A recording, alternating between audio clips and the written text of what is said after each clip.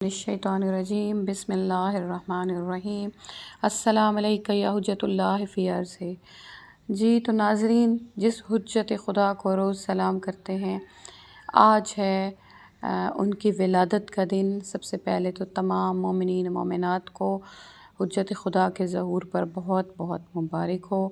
اس کے ساتھ ہی آپ ہمارے اس ویڈیو صدائے مہدی کو چینل کو آپ سبسکرائب کر دیں اور ہمارے ویڈیو کو آپ لائک کر دیں تاکہ ہماری نیکسٹ ملنے والی ویڈیوز آپ کو ملتی رہیں اور آپ سب صدائے مہدی کا حصہ بنیں۔ جی تو چلتے ہیں امام مہدی اجل اللہ الشریف کے بارے میں ان ڈیٹیل بتانے کے لیے۔ ابن بابونہ اور شیخ طوسی نے سند ہائے معتبر کے ساتھ بشیر بن سلمان ایک تھا بردہ فروش یعنی غلام بیچنے والے سے روایت کی ہے، جو کہ ایوب انصاری کی اولاد میں سے اور امام علی نقی اور امام حسن عسکری علیہ السلام کے خاص دوستوں میں سے تھا اور شہر سامرا میں ان کے پڑوس میں رہتا تھا۔ وہ کہتا ہے کہ ایک دن کافور امام علی نقی علیہ السلام کا خادم میرے پاس آیا اور مجھے بلا کر لے گیا۔ جب میں آپ کی خدمت میں گیا تو آپ نے فرمایا کہ تم انصار کی اولاد میں سے ہو اور ہم اہل بیت کی ولایت و محبت رسول اللہ کے زمانے سے لے کر اب تک تم لوگوں میں موجود ہے اور ہمیشہ تم ہمارے لیے جو ہے وہ با اعتماد رہے ہو۔ پس میں چاہتا ہوں کہ تمہیں ایسی فضیلت دوں کہ تمہاری ولایت جو ہے وہ باقی لوگوں سے سبقت حاصل کر جائے، اور میں تجھے دوسرے رازوں سے مطلع کرنا چاہتا ہوں اور ایک کنیز کے خریدنے کے لیے بھیجتا ہوں۔ پس آپ نے ایک عمدہ خط رومی خط و زبان میں لکھا اور اس پر اپنی مہر شریف لگائی اور ایک تھیلی نقدی کی نکالی جس میں 220 اشرفیاں تھیں۔ فرمایا یہ خط اور یہ رقم لے لو اور بغداد جاؤ اور فلاں چاشت کے وقت پل پر جاؤ۔ جب قیدیوں کی کشتیاں ساحل پر پہنچیں تو ان کشتیوں میں کچھ کنیزیں دیکھو گے اور کچھ خریدار۔ تو بنی عباس کے وکیل اور تھوڑے سے عرب نوجوان نظر آئیں گے جو قیدیوں کے گرد جمع ہوں گے۔ بس دور سے سارا دن ان بردہ فروشوں پر نگاہ رکھنا اور جس کا نام عمرو بن یزید ہے، یہاں تک کہ جب خریداروں کے لیے ایسی کنیز کو لے کے آئیں جس کی فلاں فلاں صفات ہوں تو آپ نے فرمایا کہ یہ خط اور یہ پیسے، یہ خط جو ہیں اس کو دے دینا اور یہ پیسے اس بردہ فروش کو دے دینا۔ بس اس کی جو خریدار جو ہے مختلف قیمتیں لگائیں گے، لیکن وہ جو کنیز ہوگی وہ اپنے آپ کو کسی قیمت پر فروخت نہیں کرنے دے گی، بلکہ ہر دفعہ وہ رومی زبان میں کہے گی کہ ہائے افسوس کہ میری حرمت ضائع ہو رہی ہے۔ جی تو اس کے بعد وہ راوی کہتا ہے کہ جیسا ہی مجھے مولا نے فرمایا تھا میں ویسا پہنچا اور میں نے اس کنیز کو دیکھا، اسی طرح دیکھا۔ جب میں نے اسے مولا کا خط دیا تو اس نے آنکھوں کے ساتھ لگایا، اس کو بوسہ دیا اور پڑھ کر رونے لگی اور کہا کہ مجھے اس خط بھیجنے والے یا اس خط لکھنے والوں کے ہاتھوں میں بیچ دو۔ اس نے بڑی بڑی قسمیں کھائیں کہ اگر مجھے آپ نے اس کے پاس نہ بیچا تو میں اپنے آپ کو ختم کر دوں گی۔ بس وہ شخص کہتا ہے کہ میں نے وہ رقم دی اور میں امام علی نقی علیہ السلام کی خدمت میں حاضر ہو گیا۔ وہ کنیز بہت خوش تھی، وہ میرے ساتھ اس حجرہ میں آئی جو بغداد میں لیا ہوا تھا۔ جس وقت وہ اس کمرے میں پہنچی تو اس نے حضرت کا خط نکالا اور اس کے بوسے لیتی تھی، اس کو آنکھوں پر ملتی تھی، چہرے پر رکھتی تھی اور اپنے جسم پر ملتی تھی۔ میں نے اسے کہا کہ آپ نے تو اس خط لکھنے والے کو دیکھا ہی نہیں، پھر یہ کیا کر رہی ہو؟ وہ کنیز کہنے لگی، اے عاجز اور اولاد اوصیاء و انبیاء کی بزرگی کی کم معرفت رکھنے والے، تو اپنے کان میرے حوالے کر اور دل کو میری باتیں سننے کے لیے فارغ کر۔ میں تجھے تفصیل بتاتی ہوں کہ میں جو ہوں ملیکہ، میرا نام ملیکہ ہے اور میں فرزند قیصر بادشاہ روم ہوں، اور میری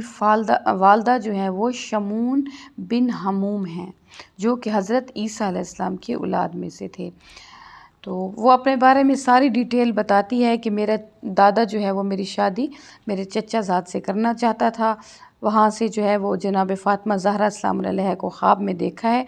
اور اس کے ساتھ ہی حضرت عیسیٰ اور ان کے حواریوں کو، اور باقاعدہ جو ہے وہ ان کا رشتہ طلب کرتی ہیں جناب فاطمہ زہرا السلام علیہ، اور اس طرح جو ہے ان کا رشتہ اور نکاح ہو جاتا ہے جناب حسن عسکری علیہ السلام کے ساتھ۔ اسی لیے وہ کنیز جو ہے وہ کسی کے پاس جانے کے لیے تیار نہیں ہوتی۔ اس کے بعد وہ شخص کہتا ہے کہ میں ان کو لے کے آتا ہوں جناب کی خدمت میں، اور مولا جو ہیں وہ بہت زیادہ خوش ہوتے ہیں اور اپنی ایک پھوپھی سے کہتے ہیں کہ ان کو آپ مستحبات اور دین معرفت کے بارے میں سارا کچھ بتائیں۔ پھر وہ بتاتے ہیں کہ ایک رات مولا کی پھپھو بیان کرتی ہیں کہ ایک رات جناب حکیمہ خاتون، اس پھپھو کا نام ہے، وہ بیان کرتی ہیں کہ ایک رات جو ہے وہ مجھے میں ملنے کے لیے آئی تھی جناب نرجس خاتون سے، یعنی مسلمان ہونے کے بعد ان کا نام جناب ملیکہ سے جناب نرجس خاتون رکھا گیا۔ تو ملنے کے لیے آئی، میں نے جیسے ہی جانے کا ارادہ کیا تو امام حسن عسکری علیہ السلام نے کہا کہ اے پھوپھی آج آپ نہ جائیں، بلکہ آج آپ ادھر ہی رہیں، کیونکہ آج رات کا وعدہ ہے اس حجت خدا کے آنے کا جس نے دنیا میں عدل و انصاف کرنا ہے اور دنیا سے ظلم و جوار کو ختم کر دینا ہے۔ اب ان کی حضرت جناب حکیمہ خاتون کہتی ہیں کہ میں نے کہا کہ میں تو جناب نرجس خاتون میں ایسی کوئی بھی علامات نہیں دیکھ رہی جس سے پتہ ہو کہ انہوں نے جو ہے وہ کسی بچے کی پیدائش ہونی ہے ان کے بطن سے۔ تو فرماتے ہیں کہ آپ اس معاملے کو پوشیدہ رکھیں، کیونکہ اللہ تعالیٰ چاہتا ہے کہ یہ معاملہ جو ہے وہ پوشیدہ ہو جائے۔ تو بس بیان کرتی ہیں کہ جب میں نے دیکھا جناب نرجس خاتون کو کہ ان کی نماز تہجد پڑھنے کے بعد ان میں حمل کے آثار ہونے لگ جاتے ہیں، اور پھر وہ کہتی ہیں کہ یکدم ایسا ہوا جیسے جناب نرجس اور میرے درمیان ایک پردہ حائل ہو گیا، اور تھوڑی دیر بعد جب وہ پردہ ہٹا تو میں نے دیکھا کہ ایک بچہ ہے جس نے سجدے میں سر رکھا ہوا ہے، اپنی شہادت کی انگلی بلند کی ہوئی ہے، اور ساتھ میں کہہ رہا ہے کہ اشہد ان لا الہ الا اللہ وحدہ لا شریک لہ واشہد ان محمدً عبدہ ورسول۔ اور پھر اس کے بعد وہ کہتے ہیں کہ وَأَنَا جَدِّ رسول اللہ وَأَنَا علی ابن ابی طالب وصی رسول اللہ۔ اس کے بعد وہ ایک ایک امام کا نام لیتے ہیں، اور جب اپنے نام پر پہنچتے ہیں تو پھر فرماتے ہیں، جس کا اردو ترجمہ آپ کو بتاتے ہیں کہ خداوندہ جو نصرت کا وعدہ تو نے مجھ سے کیا اسے پورا فرما،